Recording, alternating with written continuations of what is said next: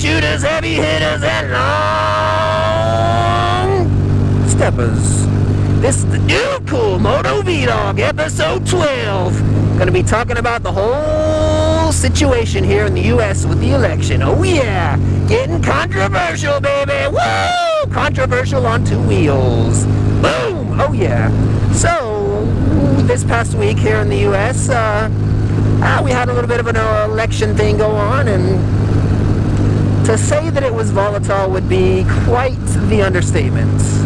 You have two sides, both very zealous about their point of view, and, you know, in the case like that, one side has the win and one side has the lose, and in this case, Trump won and Clinton lost, and now you got about 47% of the country that's happy, 47% of the country that's sad, and that other 6%, I'm not sure what they're doing, but they're out there somewhere. But yeah, so I just kind of want to talk about that. I mean, you know, it's in something like this, I mean, it is a shame that, you know, basically about half the country ends up being disappointed, but I mean, that's kind of the way democracy works, is that, you know, you don't always get what you want, but it hurts sometimes. But yeah, it is a bit of a shame, but the bad thing though is that too, I mean, you know, now you have a lot of the protests, and that's turning violent, and that is really a shame, because I mean, there's a lot of good people on both sides, and you know, whichever side you're on, it helps to remember that. It's like, you know, I mean, you probably have friends that are on the other side from you, and you know, and it's good to remember that. It's like, you know, at the end of the day, really, we're all on the same team. We just kind of have our differences of opinion as far as like how that team should look and how it should be made up, and really the big thing is like what our playbook should be.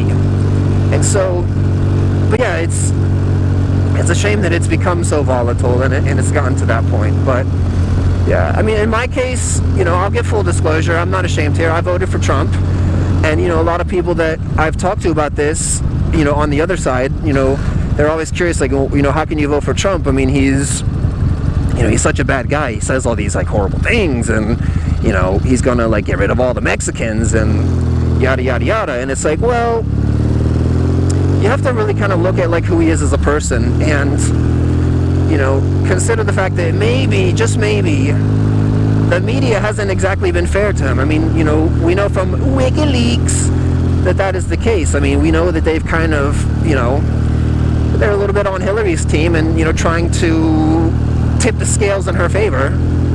Didn't work, but they tried to. But yeah, so I mean, it's a lot of the things that are said about him just, you know, flat out aren't true, or you know, gross exaggerations. And so you have to really look at like who he is as a person, you know, and look at some examples from his past, like, you know, the actress Jennifer Hudson, singer Jennifer Hudson, you know, a couple members of her family were murdered. Terrible tragedy.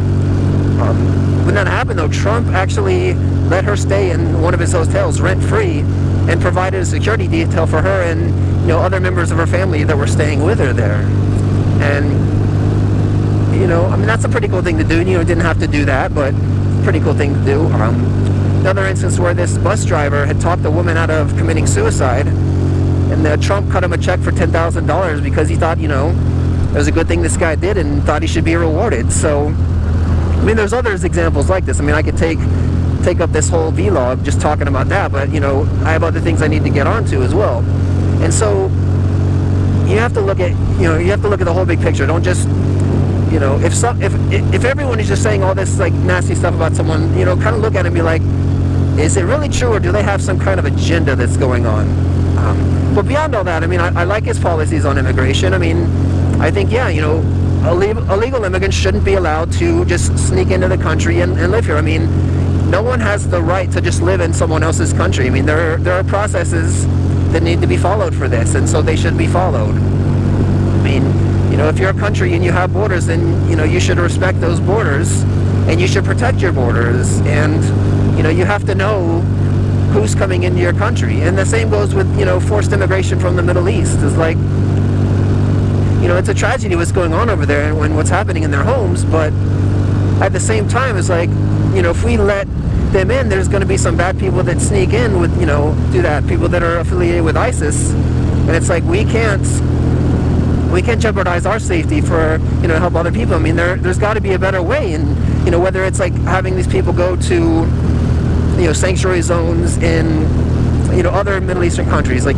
Jordan, Saudi Arabia, the UAE, Egypt, things like that, like places where they would be a better cultural fit. Like, I mean, that to me seems like a better solution than trying to mix them in America, where, I mean, really, they're not a good cultural fit for the U.S. I mean, it sounds harsh, but, I mean, some of these extreme, like, Islamic views just do not fit in with Western civilization, and, we have to realize that that is the case. And so, rather than trying to force a bad fit, why not find a good fit and find a way to get them, out of these war zones, or find a way to resolve these war zones so they can stay at home, but not have to have their lives be in danger. I mean, there's got to be a better way. So, I mean, I like his policies on immigration. To me, that's important because, you can see kind of America slipping away and really putting ourselves in danger that we don't really need to be putting ourselves in, and so that's good. I mean, I like his policies on the economy. I mean, he's a successful businessman, and to that, of course, people will say, oh, he's had bankruptcies, but it's like he's had 4 bankruptcies out of 500 businesses. I mean, that's a pretty good batting average. So, but he's possibly a billionaire. I mean, no one really knows for sure, but possibly a billionaire, and so, runs, a worldwide, international business. So, I think, we kind of need to run the country more like business-like and, stop hemorrhaging so much money, because if we can do that, then we have more money to spend on, building up our infrastructure and creating jobs and things like that.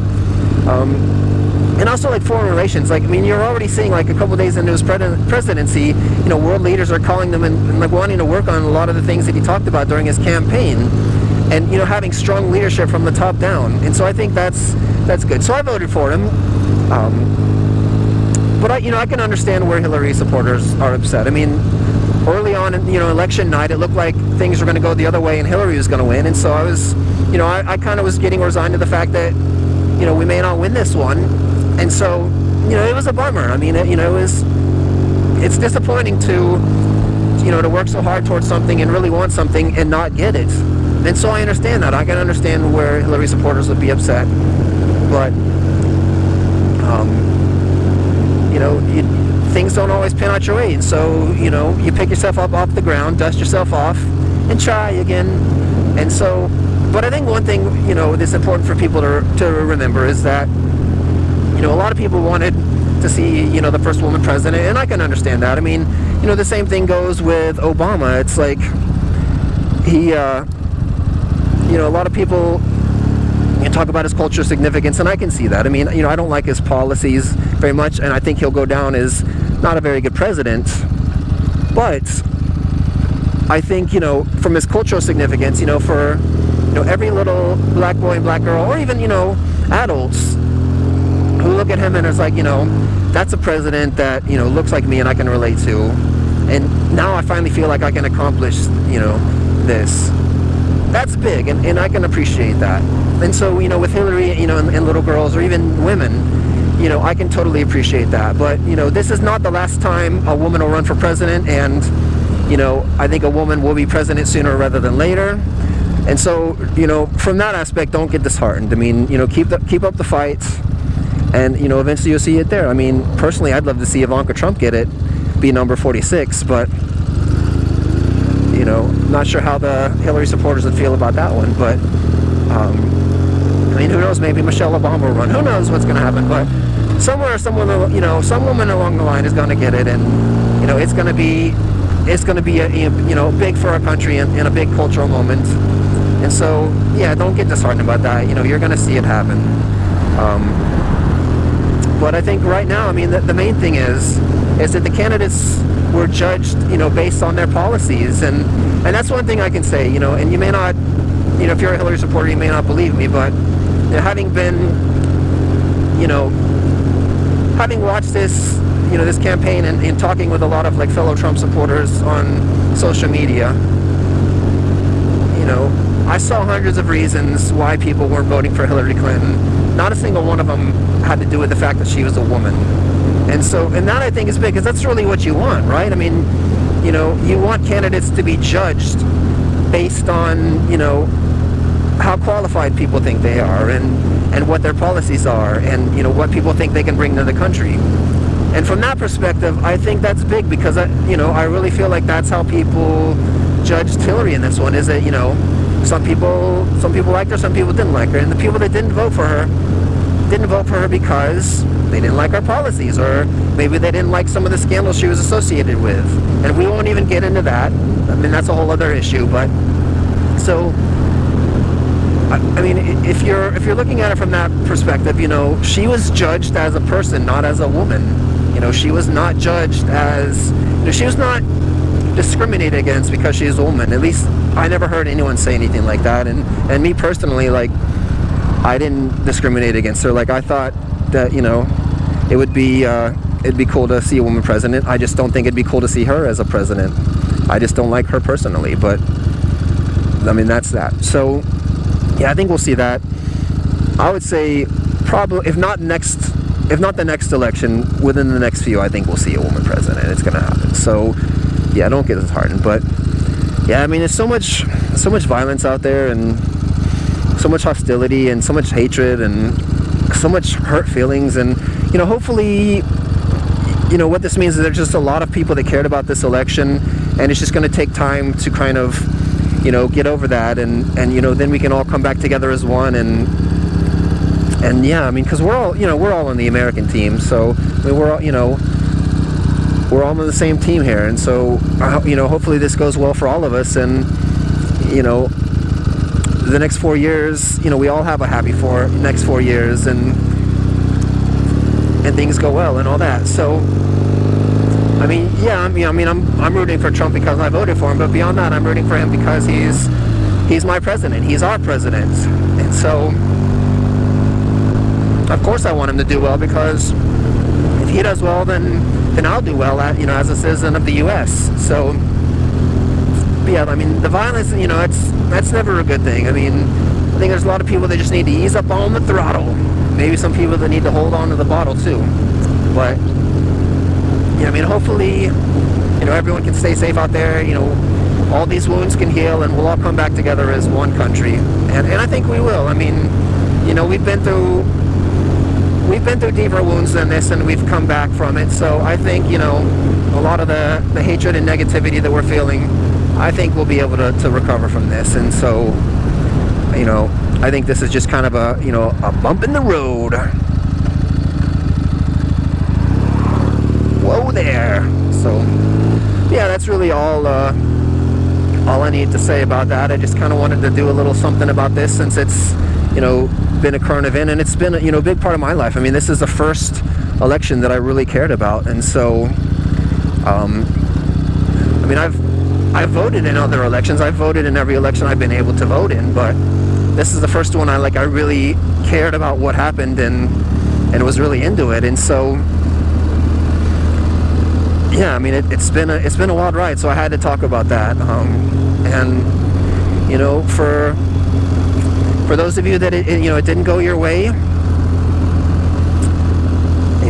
dust yourself off, try hard,